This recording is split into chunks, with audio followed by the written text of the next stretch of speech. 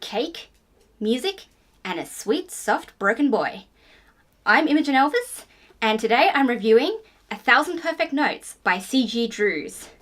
Now, I gotta say, I actually got to read this book as a beta reader way back before, well before it was published. And back then, I thought it was a really good book. Like, I really enjoyed it, and I know it was an earlier draft, but I definitely saw potential. So I knew it was one of the books I wanted to read as soon as it came out. And it came out, and knowing me, I didn't read it straight away. In fact, I didn't even buy a copy straight away, so that was bad.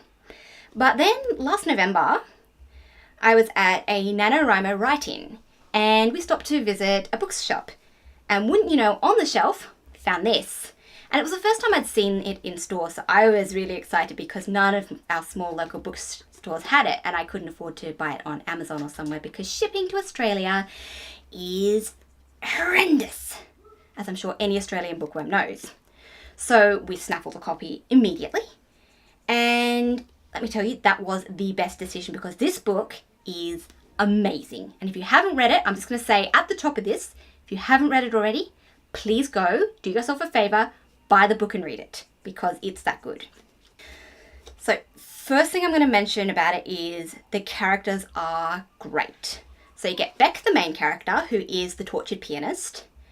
And he is just the perfect mix of being, sort of grumpy, irritable, always overworked, passionate but hates things, and sort of just sweet and lovable in the best kind of way. Like, he could easily have turned out to be very cliche, the sweet, soft cinnamon roll cliche, but he's genuinely a really nice character, and he just catches your heart from the first page.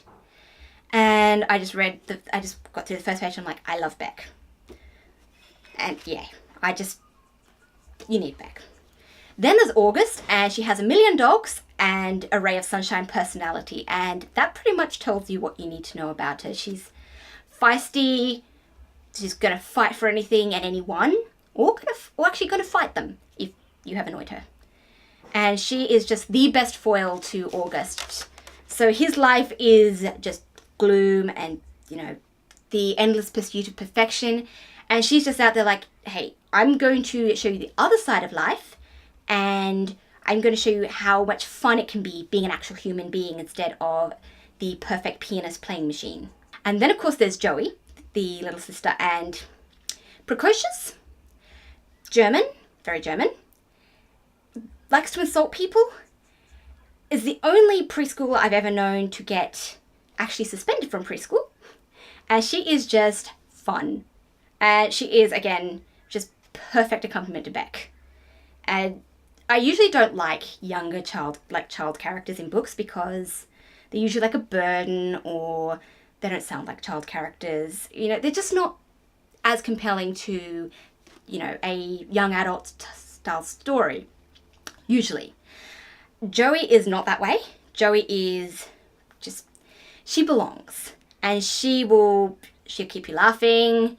She just makes up the trio of main characters, and I really appreciated the fact that there was a young child character in this book that was so well written, because sometimes I find that they're written, if they're written to play a part in the book, they're written too old for their age, and she's like 5, I think, and she's just like a little precocious, but in a way that's sort of believable. And she seems to have an unending supply of just insults in German, which I appreciate. But even the villain of the book, the maestro, she's not a character you want to love, but you love to hate her, and at the same time you understand the way she is and why she is that way. Like, she's got a really believable backstory. And see, I'm a musician myself, so I'm a pianist and singer, and this is also one of the things that this book really nails. It's like how tough music is and how obsessive it is.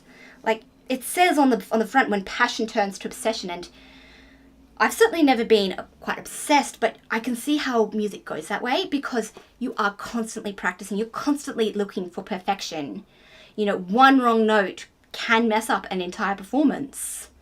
And you are constantly driving to be the best version you can be and to present the music as best it can be.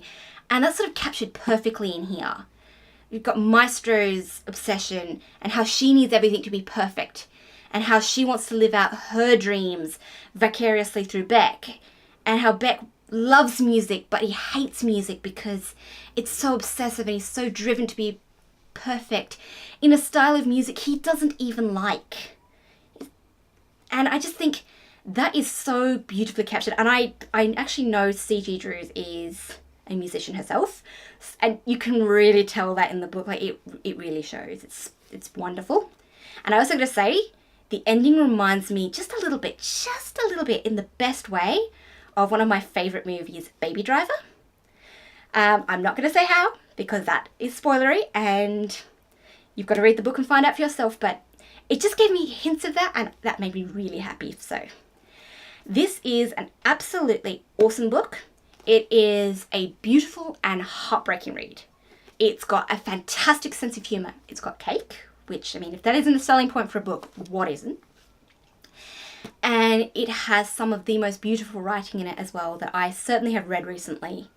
So if you haven't read 1,000 Perfect Notes by C.G. Drews yet, then you ought to go and get yourself a copy and read it, because this to me is a 5-star book. Just perfection. But that's my thoughts on 1,000 Perfect Notes. If you've read the book, then did you love it as much as I obviously did? And if you haven't, then are you interested now in going and getting a copy and finding out what it's like for yourself? And I also want to know who's interested in reading her next book, which I think comes out in April this year, and it's called The Boy Who Steals Houses, which, if that isn't an intriguing title, I don't know what is. If you want to see more reviews from me, subscribe to the channel because I have new reviews coming out all the time, and follow me on Goodreads because I review these books and more over there as well, and I'd love to connect. If you want to see more of my bookish thoughts and more on my writing, then you can find me on Twitter, Instagram, and my website. There'll be links to all these things down in the description. And if you feel like supporting me, then please consider buying my book because I have also written a book. It's on Amazon, and I'll leave a link to that in the description as well if you'd like to check it out. But until next week, I'll see you guys later.